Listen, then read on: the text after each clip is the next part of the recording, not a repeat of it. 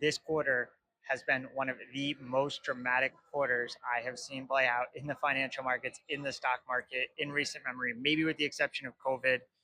What's up, guys? Today is the last trading day of Q2. It is the end of the first half of 2025. I was just reading an article in the Wall Street Journal. We'll post it. Great data in there. Take a look.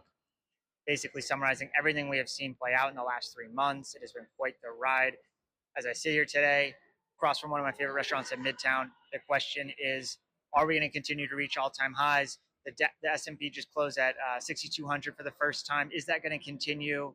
What does Q3 look like, and what does the second half of the year look like? Couple of key macro factors that could potentially impact this market. First and foremost is the trade deadline with tariffs on July 9th, quickly approaching.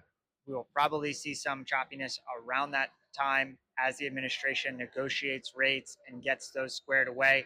Ultimately, I think, along with what we have generally seen on Wall Street, that the trade war will be mostly behind us in a couple of weeks. We will get clarity that the market so desperately craves. We know this market does not like tariffs, and we know it does not like uncertainty around tariffs. It craves the certainty, and I think we will finally get that in these couple of weeks around July 9th.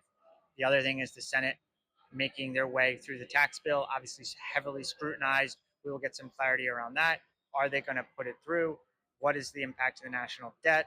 What is the impact to interest rates? What is the impact to the United States credit rating and the dollar? Those are all things that could potentially impact the rally from a macro stance. Lastly, inflation holding around 2%, the Fed goal, that's great. That's another reason to be bullish.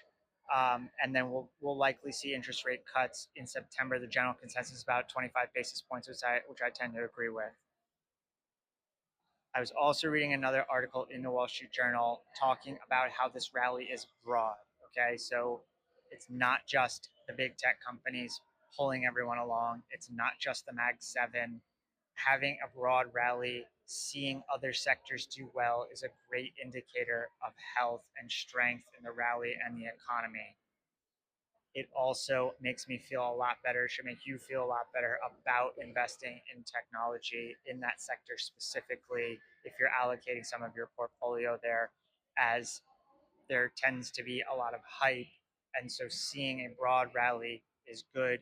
You know, there's more of an equitable distribution of capital, and that one sector, one industry is not overhyped. The last thing I want to say is hat tip to anyone who's been buying and holding IBM and Oracle stock.